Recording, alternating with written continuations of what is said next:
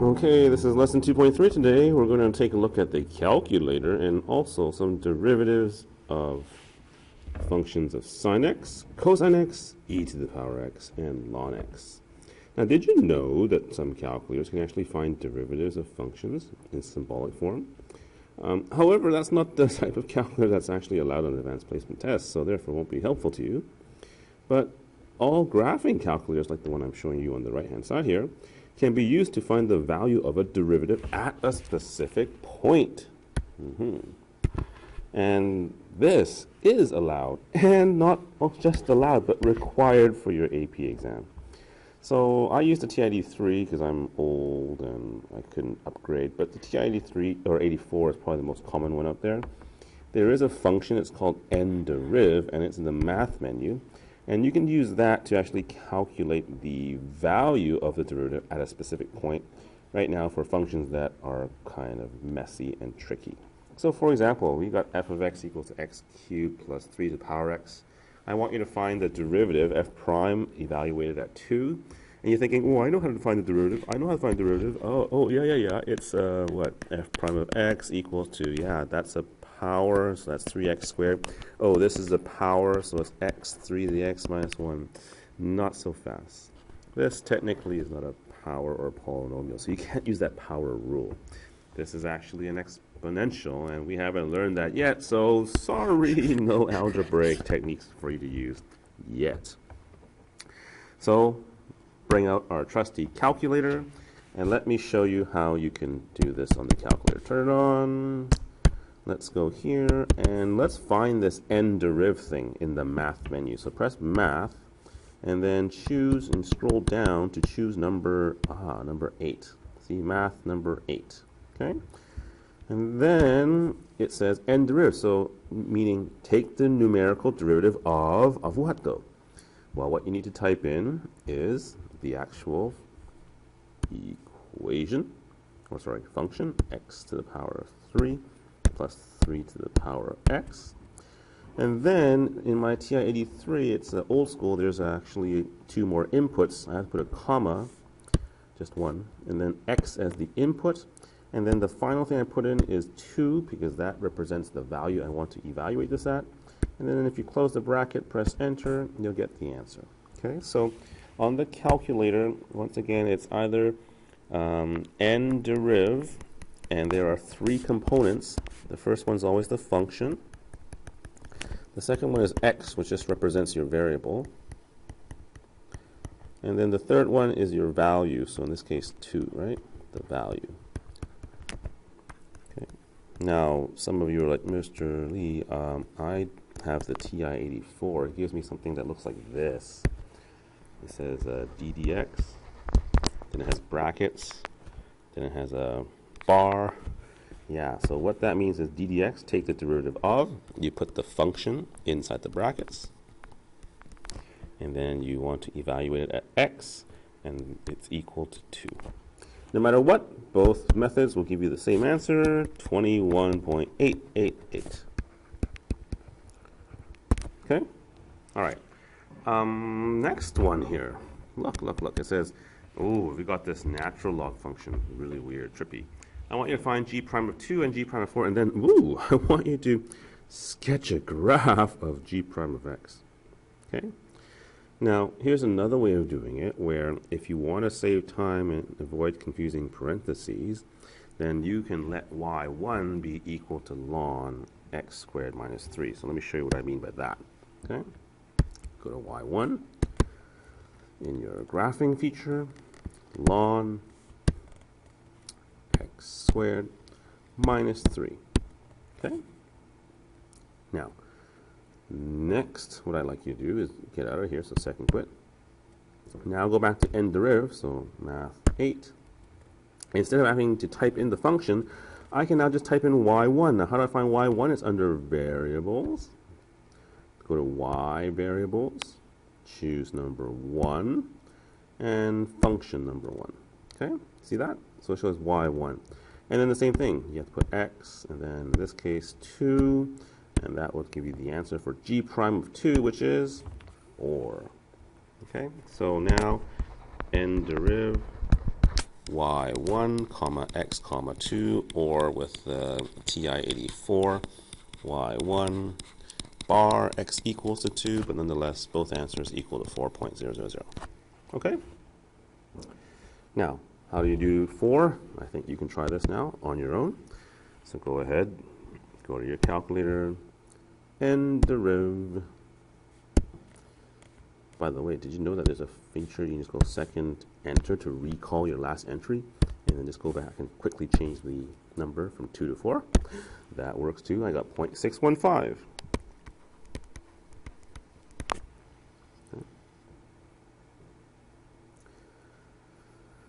Now, how do we graph out a derivative? Good question. So really what I'm saying is, can you graph out the derivative of, that's d dx, of the function we put into y1?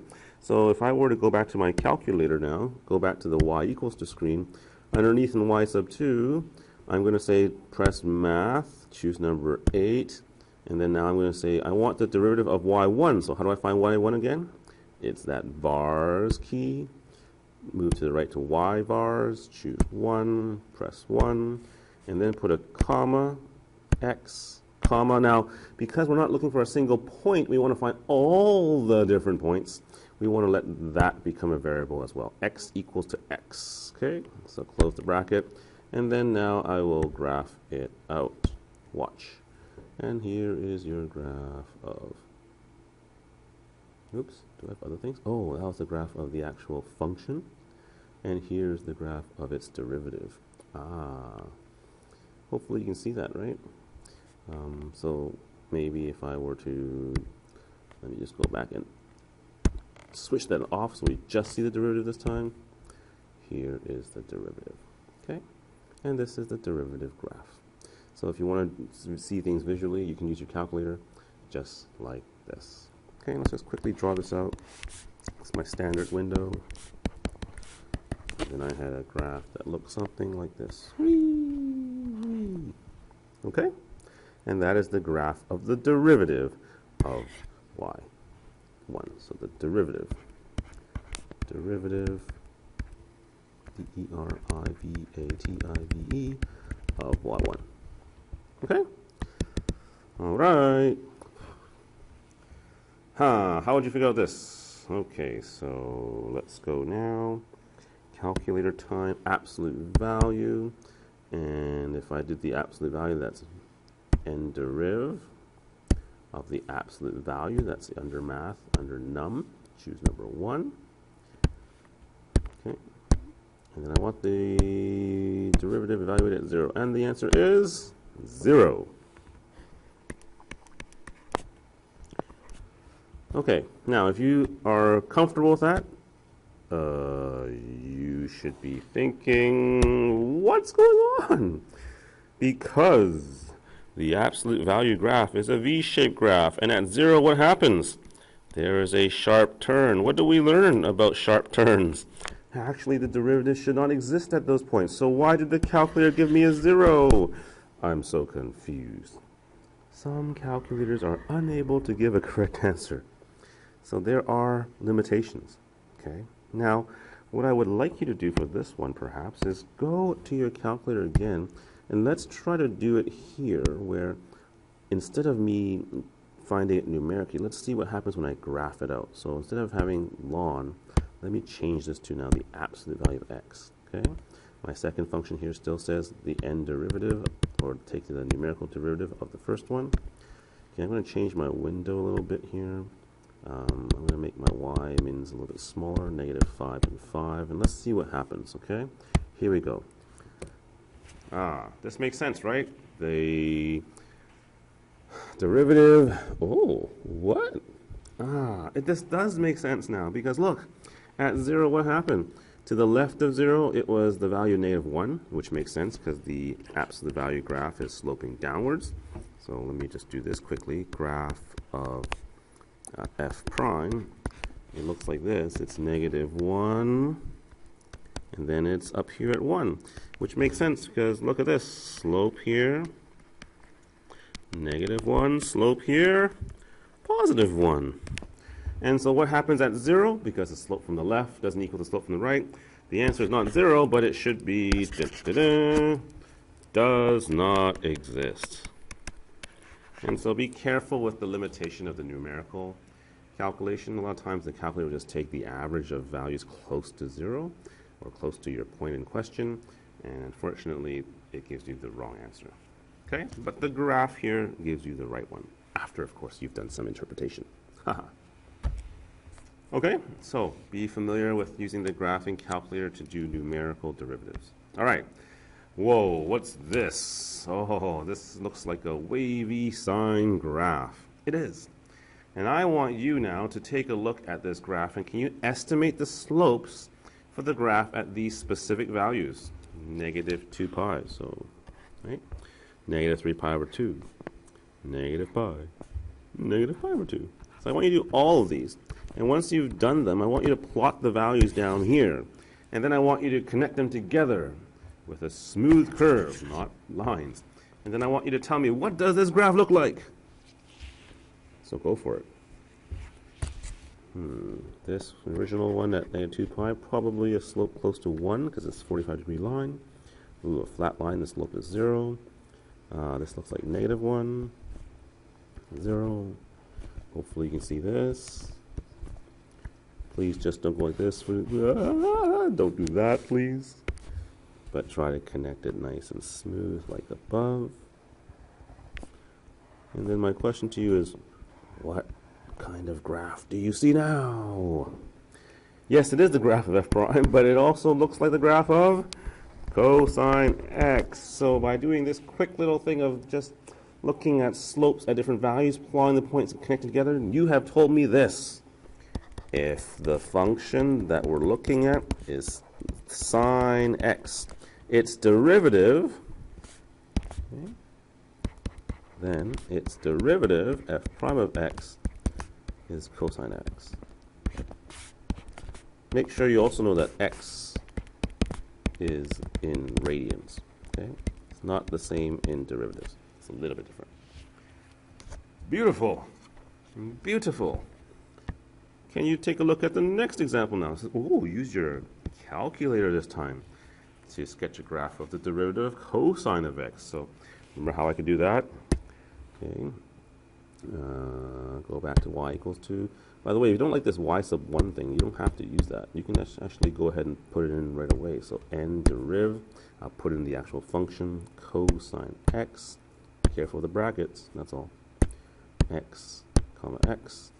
And then this time I'll graph using the standard trig window. And here we go.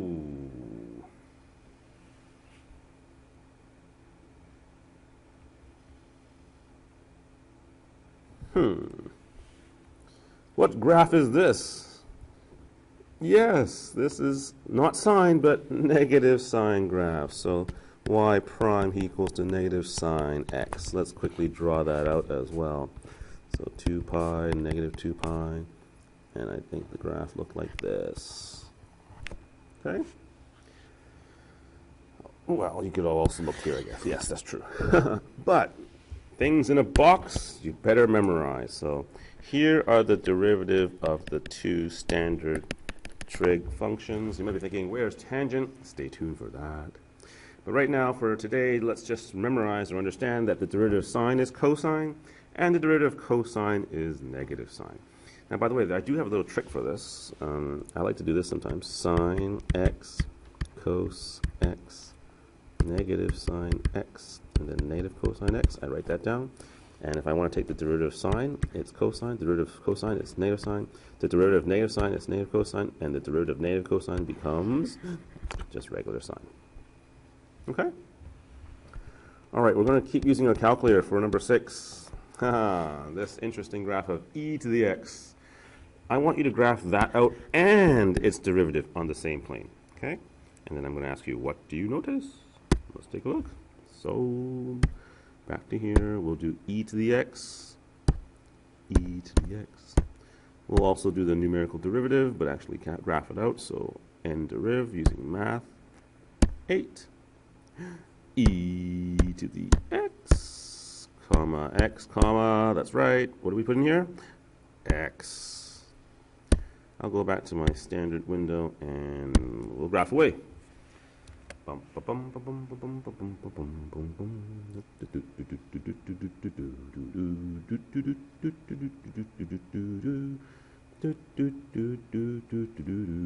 what's going on with my calculator? It's still...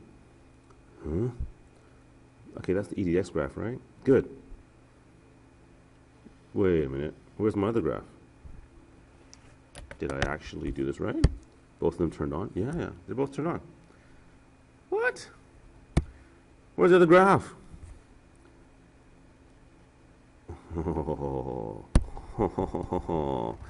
Here is e to the x. Where is the derivative of e to the x? It's actually the same graph. So therefore, what do we know about e to the x? Its derivative is also e to the x. Yeah, so if, what happened to my pen? If y equals to e to the x, then the derivative y prime is also itself. E is the only base for which the basic exponential function. Once again, that's like a to the power x, okay? And its derivative are the same. And that's an easy one to memorize, but you definitely need to know that too. Okay? All right. One more function to try. Let's do natural log of x now. So I gave you the nice natural log of x graph. It's right here. Okay. Pretty. And I'm going to ask you to actually calculate some of these derivative values at specific points. So I've got 1/2, and I've actually graphed that for you here too. 1/2 is approximately, what, this point here? So we'll do that in blue. I want you to find the slope of this line. Hopefully you can do that for me.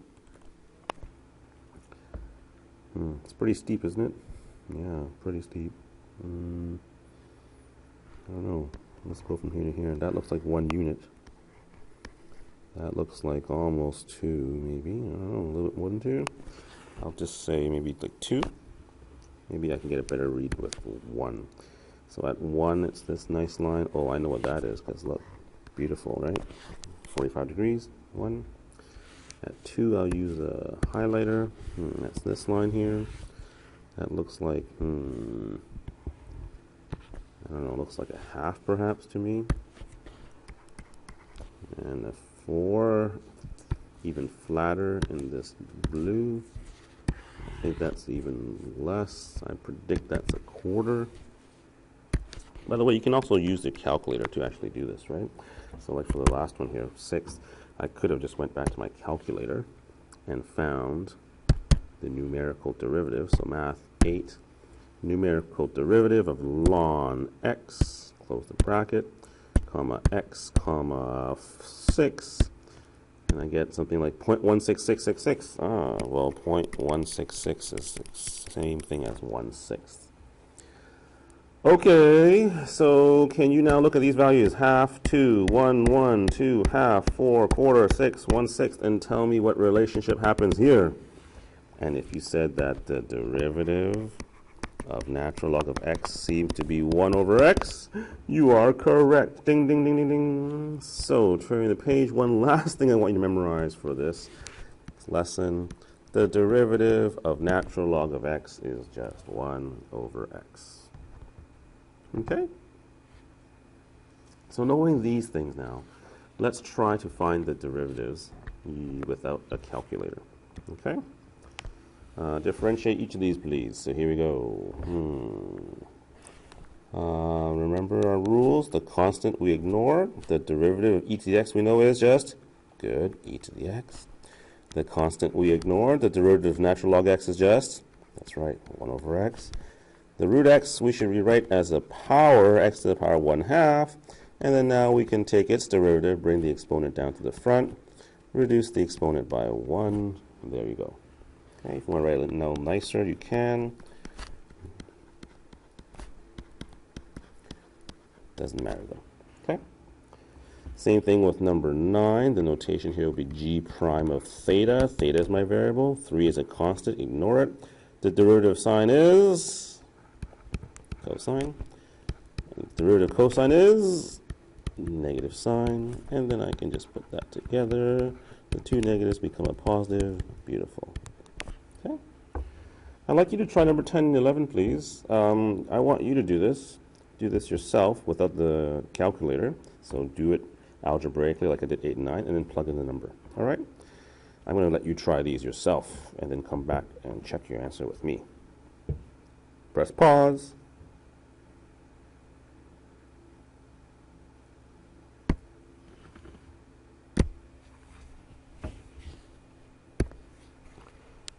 Hope you found these derivatives as 15 cosine of x plus 4 e to the x, and then if I want to find f prime, that should be h prime. H prime of 0, then 15 times cosine of 0 plus 4 e to the 0. Cosine of 0 is just 1. E to the 0 is also 1, so 15 plus 4 is 19. Did you get that? Yay! Number 11, f prime of t, 4 times 1 over t minus 3 e to the t. Oh, this is f double prime. Oh, make sure you realize that. So I'm going to change this notation to a power. And then now I can go ahead and take the second derivative, f double prime of t, which is just the derivative of the first derivative. 4 I ignore, it's a constant. I bring the exponent down to the front, t negative 2, and then this is the same, so negative 4 over t squared minus 3e to the t. And then now if I want to evaluate this at 5, f double prime of 5, that just becomes negative 4 over 5 squared minus 3e to the 5. We can't really do anything about e to the 5, so I just leave it like that. That's the exact format. But I can write 5 squared as 25. Done. If you got these, give yourself a pat on the back. You know what you're doing with derivatives. Okay? And then finally, let's review this idea of the tangent line. So can you find the equation of the tangent line of this graph, negative 3 cos x, when x equals to pi over 4, without using a calculator? No calculator allowed. So once again, for the equation tangent line, we need the slope and we need a point. So the point, of course, is at pi over 4. So f of pi over 4 becomes negative 3 cosine of pi over 4. Uh-oh. What's cosine pi over 4? I think that's root 2 over 2, isn't it? So this just becomes negative 3 root 2 over 2, or negative 3 root 2 over 2. Pretty. That's good. But what about the slope? Uh-oh. Uh-oh. That's right. We have to figure out the slope. That means we have to find the derivative. The derivative of negative 3 cos x. Say negative 3 is a constant. Ignore it. The derivative of cosine x. Yes, negative sine x. Put those together, we get positive 3 sine x. Beautiful. And so if I want the derivative at pi over 4, I'm going to plug in pi over 4 for x. So that's, I think, root 2 over 2 again. So positive 3 root 2 over 2. Now that you have your point, and now do you have your slope, use the point slope form. Y minus, I guess, negative 3 root 2 over 2 equals to m, which is positive 3 root 2 over 2, times x minus pi over 4. And if you want to make this look a little bit nicer, those two can combine together to become, whoops, I don't want the highlighter, a positive.